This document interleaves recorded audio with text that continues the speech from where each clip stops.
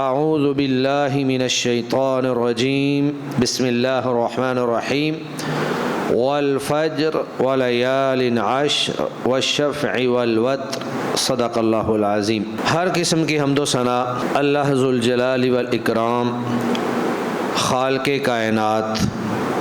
مالک ارض و سما کے لیے، جس اللہ رب العزت نے ہم سب کو پیدا فرمایا اور وہی ہمارا خالق، مالک اور رازق ہے، اور لا تعداد بے شمار انگن درود و سلام آمنہ کے لال پیکر حسن و جمال جناب محمد الرسول اللہ صلی اللہ علیہ وآلہ وسلم کی ذات اقدس و اطہر پر، جن کو اللہ رب العزت نے تمام جہانوں کے لیے رحمت للعالمین اور رشد و ہدایت کا منبع و مصدر بنا کر بھیجا۔ عزیز دوستوں اور بزرگوں اور میری واجب الاحترام ماں اور بہنوں، اللہ رب العزت نے انسان کے اندر عبادت کا شوق برقرار رکھنے کے لیے اور بار بار اس کو شوق دلانے کے لیے عبادت کے مختلف مواقع جو ہیں وہ پیش کیے ہیں۔ کبھی کسی دن کی فضیلت کے ساتھ، کبھی کسی رات کی فضیلت کے ساتھ، کبھی کسی مہینے کی فضیلت کے ساتھ۔ تو یہ مختلف مواقع جب بدل کر یا کچھ عرصے کے بعد آتے ہیں تو انسان کے اندر عبادت کا ایک نیا ولولہ اور جوش پیدا ہو جاتا ہے۔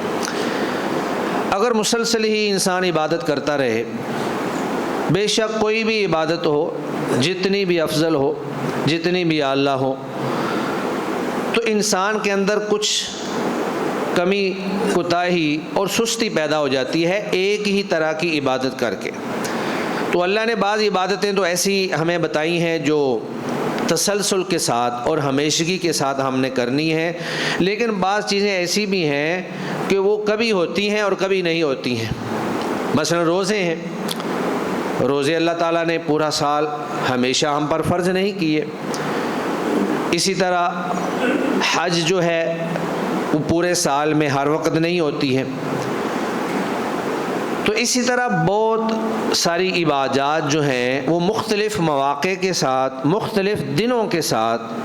اللہ رب العزت نے منسلک کر دی ہیں کہ جب یہ مہینہ آئے گا، اس کی فلاں تاریخ ہوگی تو آپ نے یہ عمل کرنا ہے، جب یہ مہینہ آئے گا اس کی فلاں تاریخ ہوگی تو آپ نے یہ عمل کرنا ہے۔ اس سے پھر انسان کہتا ہے کہ چلیں تھوڑے عرصے کے لیے ہم نے یہ کام کرنا ہے، اس میں ہم محنت کر لیتے ہیں، جذبے کے ساتھ، ولولے کے ساتھ، کوشش کے ساتھ ہم یہ عمل بھی کر لیتے ہیں۔ تو اللہ رب العزت نے ایک تو رمضان کا مہینہ جو ہے وہ ہمیں عطا فرمایا، اس کے ساتھ کچھ عشرے ایسے ہیں جن کی فضیلت قرآن مجید کے اندر یا احادیث مبارکہ میں نبی مکرم صلی اللہ علیہ وآلہ وسلم نے بیان فرمائی۔ ان میں سے ایک تو عشرہ ذی الحجہ ہے، ذی الحجہ کے پہلے 10 دن، اور اسی طرح ایک عشرہ محرم ہے، اس کے کچھ دنوں کی فضیلت یا وہاں پر روزہ رکھنے کا ایک مقام اور اس کا جو اجر ہے وہ اللہ کے نبی صلی اللہ علیہ وسلم نے بیان فرمایا ہے۔ تو عشرہ ذی الحجہ رمضان کے بعد اللہ کے نزدیک افضل ترین دنوں میں سے اب یہ اتنا افضل ہے یا اس کی اتنی فضیلت بیان کی گئی ہے تو اہل علم کو پھر یہ نکھار پیدا کرنا پڑا کہ رمضان کا عشرہ جو ہے، آخری عشرہ، وہ افضل ہے یا ذی الحجہ کا عشرہ جو ہے یہ افضل ہے۔ قرآن مجید میں اللہ تعالیٰ نے سورہ فجر کے اندر ان 10 یہ جو راتیں ہیں ان کی قسم کھا کے اللہ نے فرمایا والفجر ولیال عشر، کہ مجھے فجر کی قسم ہے، ولیال عشر، اور 10 راتوں کی قسم ہے، والشفع والوتر، جفت اور طاق راتوں کی یا جفت اور طاق دنوں کی قسم ہے۔ تو اللہ تعالیٰ جس چیز کی بھی قسم کھاتے ہیں وہ کوئی معمولی چیز نہیں ہوتی ہے، اگر معمولی بھی ہو تو اللہ کی قسم کھانے سے وہ عظیم الشان ہو جاتی۔ اسی طرح سیدنا عبداللہ بن عباس رضی اللہ تعالی عنہ فرماتے ہیں کہ رسول اللہ صلی اللہ علیہ وسلم نے فرمایا ما من ایام العمل الصالح فیها احب الی اللہ من هذه الایام، ان 10 دنوں میں نیک عمل کرنے کا جو اجر و ثواب یا جو اللہ کو محبوب عمل ہے، پسندیدہ عمل ہے، ان کے علاوہ باقی دنوں میں کسی بھی عمل کرنے پر اللہ تعالیٰ کو وہ اتنا پسند یا اتنا اجر جو ہے وہ اللہ تعالیٰ نہیں فرماتے۔ یعنی آپ کوئی بھی عمل لے لیں، وہ اگر آپ ان 10 دنوں میں کریں گے تو اللہ کو باقی دنوں کے اندر کرنے سے زیادہ محبوب اور پسندیدہ ہے۔ صحابہ نے سوال کر دیا وَلَا الْجِهَادُ فِي سَبِيلِ اللَّهِ، یا رسول اللہ کیا باقی دنوں کے اندر جہاد فی سبیل اللہ جو ہے، جو اتنا عظیم عمل ہے جس میں انسان اپنا تن من دھن سب کچھ قربان کر دیتا ہے، بسا اوقات انسان جو ہے وہ شہادت بھی پیش کر دیتا ہے، اور یہ شہادت سب سے بڑی سخاوت ہے اللہ کی راہ میں، جس نے اپنی جان کو قربان کر دیا اس نے اپنا کل جہان جو ہے وہ اللہ کی راہ میں قربان کر دیا، کیا جہاد فی سبیل اللہ بھی افضل نہیں ہے؟ تو آپ نے فرمایا کہ نہیں، جہاد فی سبیل اللہ بھی افضل نہیں ہے، ہاں ایک وہ آدمی خرج بنفسہ و بمالہ فلم یرجع بأحد منہما، کہ ایک شخص اپنا مال لے کر، اپنی جان لے کر جہاد فی سبیل اللہ میں جاتا ہے اور ان میں سے کوئی چیز بھی واپس لے کر نہیں آتا، مطلب جان بھی مال بھی سب کچھ اللہ کی راہ میں لٹا دیتا ہے،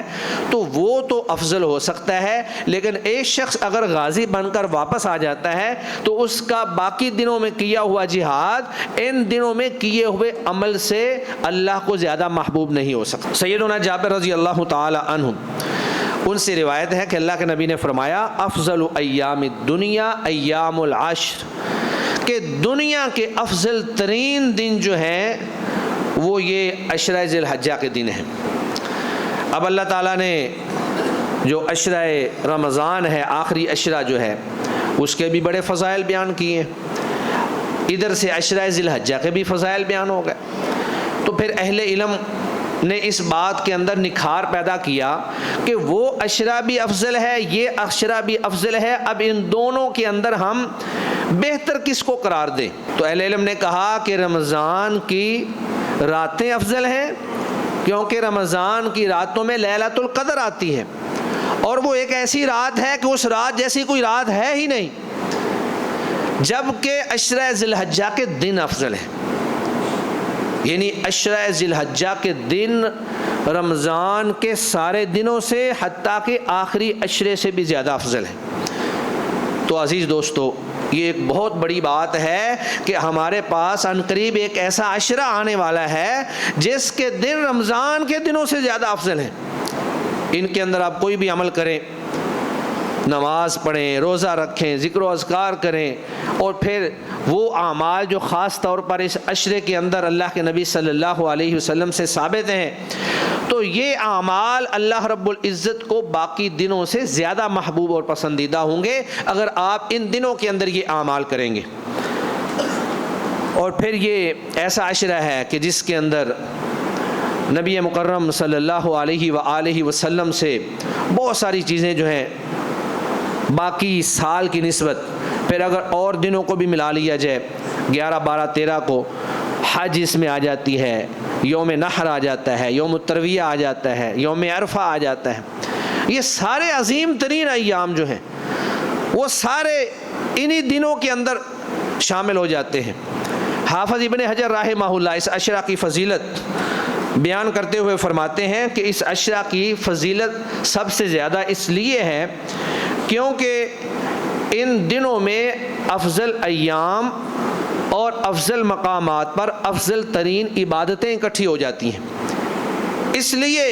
یہ عشرہ جو ہے وہ باقی دنوں سے زیادہ اللہ کے نزدیک افضل اور بہتر ہے، اور یہ دن دنیا کے باقی دنوں سے زیادہ اللہ کے ہاں افضل اور بہترین ہیں۔ سلف جو ہیں عام طور پر 3 عشروں کا زیادہ اہتمام کیا کرتے تھے، ان میں سے ایک تو رمضان کا آخری عشرہ ہے، اور دوسرا محرم کا عشرہ، اور تیسرا ذی الحجہ کا عشرہ۔ اب ان دنوں کے اندر جو عمل بجا لائے جا سکتے ہیں یا جو ہمیں کرنے چاہیے، میں چند ایک اعمال کوشش کرتا ہوں آپ کے سامنے پیش کر سکوں۔ سب سے پہلے تو یہ ہے کہ ان دنوں کے اندر حج کیا جائے، عمرہ کیا جائے۔ حج بھی ایک افضل ترین عمل ہے اور اس کے بے شمار فوائد ہیں، اللہ کے تقرب کا ذریعہ ہے، گناہوں کو مٹانے کا ذریعہ ہے، رزق کے اندر کشادگی کا ذریعہ ہے، اور پھر حاجی شخص جو ہے وہ اللہ کا مہمان ہوتا ہے، اللہ اپنے مہمان کی میزبانی کرتے ہیں۔ اسی طرح عمرہ یہ بھی فقر کو ختم کرنے کا ذریعہ، گناہوں کو ختم کرنے کا ذریعہ، گناہوں کا کفارہ بن جانے کا ذریعہ۔ تو یہ دو عمل جو ہیں اگر انسان طاقت رکھتا ہو، کر سکتا ہو، اس کے پاس مالی اور جسمانی صلاحیت موجود ہو تو یہ ضرور کرنے چاہیے۔ اب ہر آدمی دوسرے ممالک سے ہر سال تو حج نہیں کر سکتا ہے، لیکن جس کو اللہ نے طاقت دی ہے، جس کے پاس اتنی صلاحیت موجود ہے، مالی طاقت بھی موجود ہے اور اس کے ساتھ ساتھ جسمانی اعتبار سے بھی صحت مند ہے، تو اس کو اللہ رب العزت کے سامنے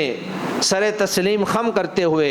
اللہ رب العزت کی ان عظیم عبادات کو ضرور بجا لانا چاہیے۔ اسی طرح ان دنوں کے اندر روزے رکھنے کا ایک معاملہ ہے، روزہ بھی بڑا عظیم عمل ہے۔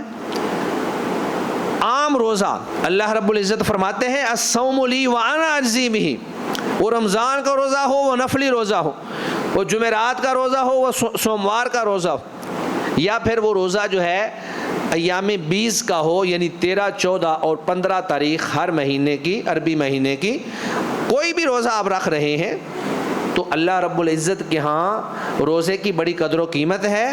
اللہ رب العزت بہت زیادہ اجر عطا فرماتے ہیں، بلکہ فرمایا کہ روزہ تو میرے لیے ہے اور میں ہی اس کا بدلہ دوں گا۔ اور ایک روایت کے الفاظ یہ ہیں وَأَنَا جَزَاؤُهُ، میں ہی اس کا بدلہ ہوں، یعنی جو بندہ روزہ رکھتا ہے اس کو اللہ مل جاتا ہے، اور اللہ جس کو مل جائے کائنات کی سب سے عظیم ترین چیز اس کو عطا ہو گئی، اور اس کو کیا چاہیے۔ اور پھر ان دنوں کے اندر نبی کریم صلی اللہ علیہ وآلہ وسلم سے 9 کے 9 روزے رکھنا بھی آپ صلی اللہ علیہ وسلم سے ثابت ہے۔ ابو داؤد شریف کی روایت ہے، امام البانی رحمہ اللہ نے اس کو صحیح قرار دیا ہے کہ کان یصوم 9 ذی الحجہ، کہ اللہ کے نبی ذی الحجہ کے 9 روزے رکھا کرتے تھے، اگرچہ بعض روایات میں 9 کا لفظ بھی موجود ہے، لیکن جب ایک روایت میں 9 ذی الحجہ کا لفظ موجود ہے تو یہ 9 کے 9 روزے رکھنا بھی آپ صلی اللہ علیہ وسلم کی سنت سے ثابت ہے۔ اور پھر 9 کا روزہ، یوم عرفہ کا ایک روزہ جو ہے اس کی فضیلت تو اللہ کے نبی نے بہت زیادہ بیان فرمائی۔ رسول اللہ صلی اللہ علیہ وسلم نے فرمایا کہ صوم یوم عرفہ احتسب علی اللہ ان یکفر السنۃ التی قبلها والتی بعدها، کہ جو شخص یوم عرفہ کا ایک روزہ رکھتا ہے میں اللہ سے یہ امید رکھتا ہوں کہ اللہ تعالیٰ اس کے 2 سالوں کے گناہ معاف فرما دیں گے، 1 سال جو ہے وہ پہلا اور 1 سال بعد کا۔ تو یہ دن یہ بھی اسی عشرے کے اندر آتا ہے۔ یہ ساری فضیلتیں، حج کی فضیلتیں ہوں، قربانی کی فضیلتیں ہوں، یوم عرفہ کی فضیلتیں ہوں، یہ ساری کی ساری اسی عشرے کے ساتھ جو ہے وہ مجتمع ہو جاتی ہیں، اکٹھی ہو جاتی ہیں۔ اور پھر رسول اللہ صلی اللہ علیہ وآلہ وسلم کی اس حدیث مبارکہ کے مطابق کہ ان دنوں کے اندر کوئی بھی عمل اللہ کو باقی دنوں کی نسبت زیادہ محبوب ہے، ہمیں نوافل، نفلی نماز کا بھی اہتمام کرنا چاہیے، فرائض ادا کریں، سنتیں ادا کریں، اور اس کے ساتھ ساتھ مزید نوافل جو ہیں وہ بھی آپ ادا کریں۔ اور یہ نوافل جو ہیں یہ انسان کو اللہ کے قریب کر دینے کا ذریعہ ہیں۔ رسول اللہ صلی اللہ علیہ وسلم نے فرمایا کہ ما تقرب الی عبد بالنوافل، کہ بندہ جو ہے وہ نوافل کے ذریعے اللہ کا تقرب حاصل کرتا رہتا ہے، حتیٰ کہ اللہ فرماتے ہیں حتیٰ کنت سمعہ الذی یسمع بہ وبصرہ الذی یبصر بہ ورجلہ الذی یمشی بہا، تو اللہ فرماتے ہیں کہ میں اس کے کان بن جاتا ہوں جس سے وہ سنتا ہے، میں اس کی آنکھیں بن جاتا ہوں جس سے وہ دیکھتا ہے، میں اس کے ہاتھ بن جاتا ہوں جس سے وہ پکڑتا ہے، میں اس کے پاؤں بن جاتا ہوں جس سے وہ چلتا ہے۔ اب یہ روایت جو ہے بعض صوفیاء اور اس طرح کے جو لوگ ہیں وہ اس سے کچھ اور ہی مراد لے لیتے ہیں۔ وہ کہتے ہیں جی بندہ عبادت کر کے اس درجے تک پہنچ جاتا ہے کہ وہ اللہ کے اندر شامل ہو جاتا ہے، یعنی جو آپ کہہ لیں کہ حلولیت کے قائل ہیں، وحدانیت کے قائل ہیں کہ بندہ اور اللہ ایک ہی چیز بن جاتی ہے، اور پھر وہاں پہ اس درجے پہ جا کر انسان کے اوپر عبادت ہی ختم ہو جاتی ہے۔ تو بھائی اس کا یہ مفہوم نہیں ہے کہ انسان عبادت کر کر کے وہ اللہ کے ساتھ شامل ہو جائے یا اللہ اس کے اندر داخل ہو جائے۔ اس کا مطلب یہ ہے کہ اس کی زبان وہ بولتی ہے جو میں چاہتا ہوں، اس کی آنکھ وہ دیکھتی ہے جو میری خواہش ہے، اس کے کان وہ سنتے ہیں جو میں چاہتا ہوں، یعنی اس کی زبان، اس کے کان، اس کی آنکھیں، اس کے ہاتھ، اس کے پاؤں اللہ کے اتنے تابع اور فرما بردار ہو جاتے ہیں، تسلیم و رضا کا ایسا مجسمہ بن جاتے ہیں کہ ان کی اپنی مرضی رہ ہی نہیں جاتی۔ جو اللہ کی مرضی ہے وہی ان کی مرضی ہے، جو اللہ کی رضا ہے وہی ان کی رضا ہے، جو اللہ نے جائز قرار دیا اسی کو وہ جائز سمجھتے ہیں، اور جس کو اللہ نے حرام قرار دے دیا اس کے وہ قریب بھی نہیں جاتے۔ تو یہ دن جو ہے بہت افضل ترین دن ہے، دنیا کے افضل ترین دن ہے، اور اللہ رب العزت کو ان ایام کے اندر کیا ہوا کوئی بھی عمل جو ہے وہ سب سے زیادہ پسندیدہ ہے، محبوب ہے۔ پھر ان دنوں کے اندر کثرت کے ساتھ اللہ کا ذکر کریں۔ نبی کریم صلی اللہ علیہ وآلہ وسلم کی حدیث ہے، ابن عمر رضی اللہ تعالیٰ عنہ فرماتے ہیں کہ آپ نے فرمایا فَأَقْصِرُوا فِيهِنَّ مِنَ التَّحْلِيلِ وَالتَّكْبِيرِ وَالتَّسْبِيحِ،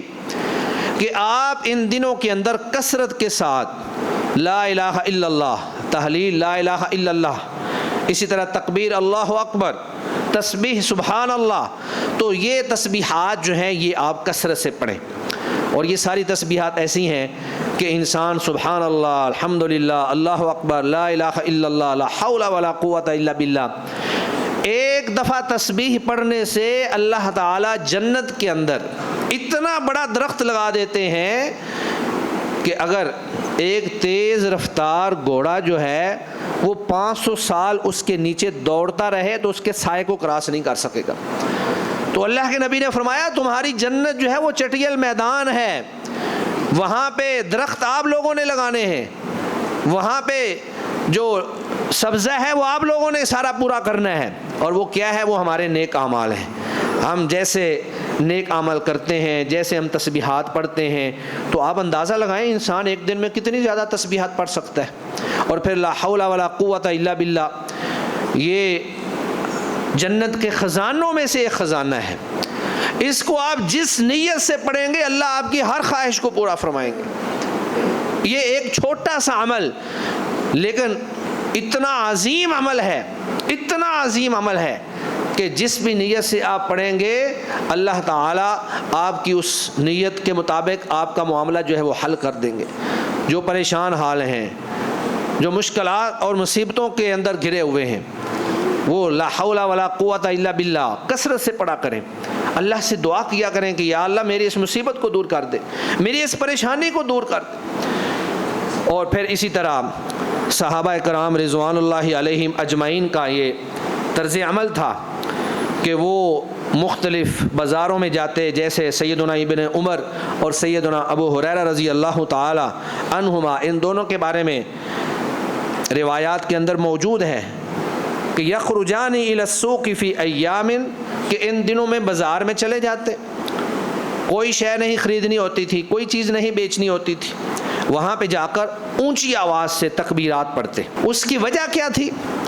لوگوں نے پوچھا جی آپ ان دنوں میں یہ جو بازاروں میں جاتے ہیں، نہ کچھ خریدنا ہوتا ہے نہ کچھ بیچنا ہوتا ہے، تو آپ وہاں پہ کیوں جاتے ہیں؟ تو کہتے ہیں کہ ہم اللہ کے نبی صلی اللہ علیہ وسلم کی سنت پر عمل کرتے ہوئے وہاں پہ جا کر اونچی آواز سے تکبیرات پڑھتے ہیں، اور یہ تکبیرات خاص طور پر انہی دنوں کے ساتھ مخصوص ہیں، ذی الحجہ کا چاند نظر آنے سے لے کر 13 ذی الحجہ کی عصر تک، اللہ اکبر لا الہ الا اللہ اللہ اکبر وللہ الحمد۔ تو یہ اونچی آواز سے اس لیے پڑھتے تھے تاکہ ہماری آواز کو سن کر دیگر لوگ جو بازار کے اندر موجود ہیں وہ بھی تکبیرات پڑھنا شروع کر دیں، اور پھر ان کی تکبیرات کو سن کر باقی لوگ بھی پڑھنا شروع کر دیتے تھے، کیونکہ شوق تو ہر بندے کے اندر ہے نیکی کا۔ انسان عام طور پہ مصروف ہوتا ہے، اس کو یاد نہیں ہوتا، لیکن سن کر اس کو بھی یاد آ جاتا ہے۔ تو بازار جو ہے وہ تکبیرات سے گونج اٹھتا تھا، اتنا اہتمام کے ساتھ اور اتنا پابندی کے ساتھ جو ہے تکبیرات پڑھی جاتی۔ اور پھر اسی طرح ان دنوں کے اندر صدقہ و خیرات کرنا۔ صدقہ ایک ایسی چیز ہے جو جہنم کی آگ کے سامنے ڈھال بن جاتی ہے۔ الصدقۃ جنۃ، یہ صدقہ ڈھال ہے، یہ جہنم کے سامنے بھی ڈھال ہے اور آپ کے اوپر آنے والی مصیبتوں کے سامنے بھی ڈھال ہے۔ صدقہ جو ہے وہ انسان کو بیماریوں سے بچا لیتا ہے، بہت ساری تکلیفوں اور مصیبتوں سے بچا لیتا ہے۔ تو ان دنوں کے اندر صدقہ و خیرات بھی کثرت سے کرنا چاہیے، دل کھول کر کرنا چاہیے۔ عام طور پہ ہمارے ہاں رمضان میں ایک ماحول جو ہے وہ بنتا ہے کہ اس میں لوگ نمازیں بھی پڑھ رہے ہیں، قرآن مجید کی تلاوت بھی کر رہے ہیں، ذکر و اذکار بھی کر رہے ہیں، صدقہ و خیرات بھی کر رہے ہیں، لیکن اس عشرے کا کوئی خاص اہتمام نہیں ہوتا، اس عشرے کو وہ توجہ نہیں دی جاتی جو اللہ کے نبی صلی اللہ علیہ وسلم یا اللہ رب العزت نے بیان فرمائی ہے، یا جو اس کی فضیلت قرآن و حدیث سے ثابت ہے۔ دیگر ایام کی طرح ہم یہ دن بھی گزار دیتے ہیں، ہمیں چاہیے کہ ہم ان دنوں کے اندر خصوصی طور پر اہتمام کریں، سارے نیک اعمال کرنے کی کوشش کریں، نمازوں کا اہتمام کریں، نوافل کا اہتمام کریں، صدقہ و خیرات کا اہتمام کریں، ذکر و اذکار کا اہتمام کریں، قرآن مجید کی تلاوت کا اہتمام کریں، اور پھر جب ذی الحجہ کا چاند نظر آ جائے تو تکبیرات کا بھی اہتمام کریں۔ تو یہ سارے اعمال جو ہیں یہ ان دنوں کے اندر کیے جاتے ہیں جو آپ صلی اللہ علیہ وسلم سے ثابت ہیں۔ اسی طرح ان دنوں میں جو سب سے بڑا عمل ہم کرتے ہیں وہ ہے قربانی کرنا۔ قربانی جو ہے یہ قرب سے ہے، یعنی اللہ کے قرب کو حاصل کرنا، اللہ کے قریب ہو جانا، اللہ کا تقرب حاصل کرنا۔ اور یہ قربانی انسان کی ساری زندگی جو ہے وہ قربانیوں پر ہی مشتمل ہے، اور جو جتنی زیادہ قربانی دیتا ہے وہ اتنا ہی زیادہ قیمتی فرد ہو جاتا ہے۔ والدین جو ہے وہ اپنی اولاد کے لیے قربانیاں دیتے ہیں، بچپن سے لے کر بڑی عمر تک، اور پھر یہ قربانی اللہ تعالیٰ نے تمام امتوں کے اندر مختلف اندازوں میں رکھی۔ لِكُلِّ أُمَّةٍ جَعَلْنَا مَنْسَكًا لِيَذْكُرُوا اسْمَ اللَّهِ عَلَيْهِ۔ اللہ فرماتے ہیں کہ ہم نے ہر امت کو قربانی دی، اور پھر قربانی قبول ہو جانا یہ انسان کی بڑی سعادت ہے۔ اللہ تعالیٰ نے آدم علیہ السلام کے دو بیٹوں کو قربانی کا حکم دیا، اذ قربا قربانا فتقبل من احدہما ولم يتقبل من الآخر۔ اللہ نے ایک سے قربانی قبول کر لی لیکن دوسرے سے قربانی قبول نہیں کی۔ تو قربانی کرنی بھی اور پھر اس کی قبولیت کی شرائط کو پورا کرنا۔ قربانی کر لینا صرف یہ کوئی اہم بات نہیں ہے، قربانی کے لیے وہ تقاضے پورے کرنا، ان شرائط کو پورا کرنا جو قربانی کی قبولیت کے لیے ضروری ہیں، ان کے اوپر خصوصی طور پر دھیان دینا ہوگا۔ قربانی کیا ہے؟ یہ اس بات کا اظہار ہے کہ یا اللہ تیرا جیسے حکم ہوگا ہم ویسے ہی کریں گے۔ 5 وقت کی نماز پابندی کے ساتھ ادا کرنا، ٹھنڈے پانی کے ساتھ وضو کرنا، یا پھر اسی طرح اندھیری راتوں کے اندر مسجد کی طرف چل کر جانا، اور سردیوں کی ٹھنڈی راتوں میں گرم نرم بسترا چھوڑ کر مصلی پہ کھڑے ہو جانا، یہ ساری قربانیاں ہیں، قربانی کی شکلیں ہیں۔ قربانی دراصل تسلیم و رضا کا اظہار ہے کہ اے اللہ ہم تیرے ہر حکم کے سامنے اپنا سر تسلیم خم کر دیتے ہیں، جہاں تیرا حکم ہوگا وہاں ہم چل پڑیں گے، اور جہاں تو روکے گا وہاں پہ ہم رک جائیں گے۔ نہ ہماری اپنی خواہش، نہ ہماری اپنی مرضی، نہ ہم نے اپنے مطابق کچھ کرنا ہے، جو کرنے کا حکم ہے وہ کریں گے، جس پہ روکنے کا حکم ہے وہاں پہ رک جائیں گے۔ یہی قربانی ہے، اعمال کو بجا لانا، فرائض کے اوپر عمل کرنا، یہ بھی ایک قربانی ہے کہ آپ اللہ کی رضا کے لیے نمازیں پڑھ رہے ہیں، روزے رکھ رہے ہیں، صدقہ و خیرات کر رہے ہیں، قرآن مجید کی تلاوت کر رہے ہیں، ذکر و اذکار کر رہے ہیں، اور پھر شہوات سے، لذات سے اللہ کی رضا کے لیے بچ جانا، حرام کاموں سے بچ جانا، حالانکہ شیطان اور نفس ان چیزوں کی طرف کھینچ رہا ہوتا ہے۔ بظاہر ان چیزوں کے اندر بڑی زینت بھی ہوتی ہے، ان کے اندر لذت بھی ہوتی ہے، دنیا کی شہرت بھی ہوتی ہے، لیکن انسان اللہ کی رضا کے لیے، اللہ کو خوش کرنے کے لیے ان چیزوں کے قریب نہیں جاتا ہے۔ یہ بھی ایک قربانی ہے کہ آپ نے اپنے آپ کو گناہوں سے بچا کے رکھا ہوا ہے، تو یہی قربانی کا اظہار ہے۔ اور پھر ابراہیم علیہ السلام نے بھی ایک قربانی پیش کی۔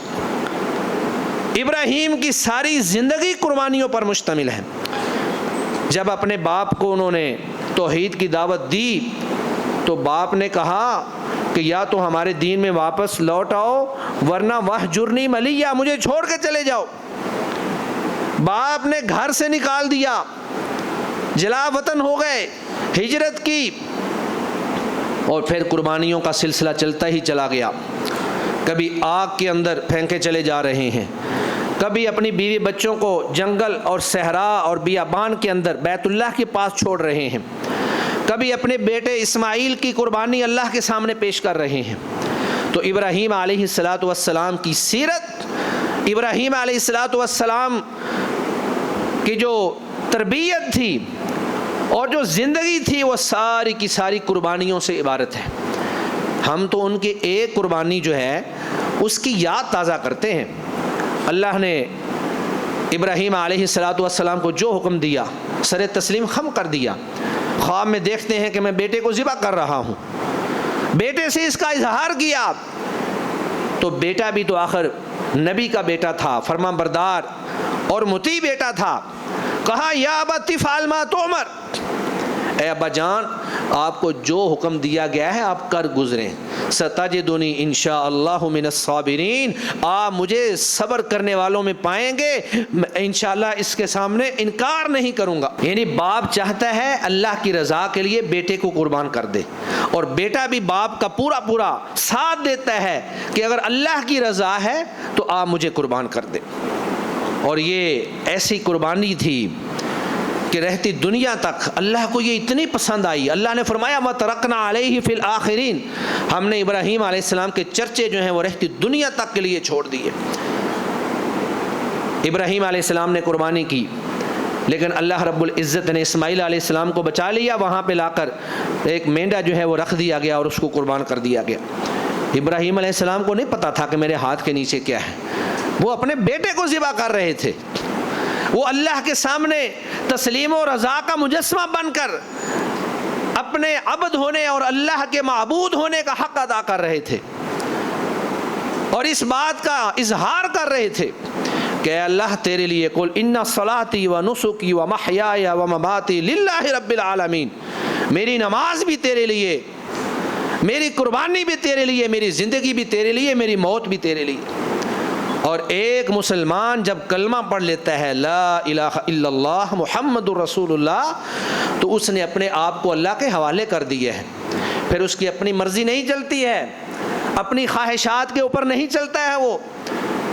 پھر اس کا اٹھنا بیٹھنا چلنا پھرنا، اس کی عبادات، اس کے معاملات، اس کی قیادت، تجارت، سیادت، ہر چیز جو ہے وہ اللہ کے تابع ہو جاتی ہے، جس طرح جس انداز میں اللہ کہتے ہیں، جہاں پہ اللہ چلنے کا کہتے ہیں چل پڑتا ہے، جہاں پہ رکنے کا کہتے ہیں وہاں پہ رک جاتا ہے۔ ہم کلمہ تو پڑھ لیتے ہیں، مسلمان ہو جاتے ہیں، لیکن ہمیں دین وہ چاہیے جو ہماری مرضی کا ہو، خواہشات کا دین، لذات کا دین، میٹھا میٹھا ہب ہب، کوڑا کوڑا تھو تھو، جو چیز ہماری خواہش کے مطابق ہوگی اس کو بڑے زوردار انداز میں بڑے اہتمام کے ساتھ ہم اس کو کریں گے، اور جو چیز اوکھی ہوگی وہ ہم کہتے ہیں جی یہ ہم سے نہیں ہوتی ہے۔ بہت سارے دیندار گھرانوں کو ہم دیکھتے ہیں، شادی بیاہ کا موقع آئے گا، اللہ کے نبی کی سنتوں کا، دین کا ایسا جنازہ نکالیں گے کہ اندازہ ہی نہیں ہوتا کہ یہ بندہ جو ہے یہ دیندار آدمی ہے، یہ نمازی ہو سکتا ہے۔ بے پردگی کا مظاہرہ، اور اسی طرح بینڈ باجے والے وہاں پر موجود ہوں گے، سارے وہ جتنے ہندوانہ رسم و رواج ہیں وہ سارے وہاں پر پورے کیے جائیں گے، اور دعویٰ کیا ہوگا جی میں بہت بڑا مسلمان ہوں، میرا نام محمد اسلام ہے، ایک مسلمان کے گھر میں پیدا ہوا ہوں، مسلمان ملک کے اندر پیدا ہوا ہوں، مجھ سے بڑھ کر کوئی دین کو جانتا ہی نہیں ہے۔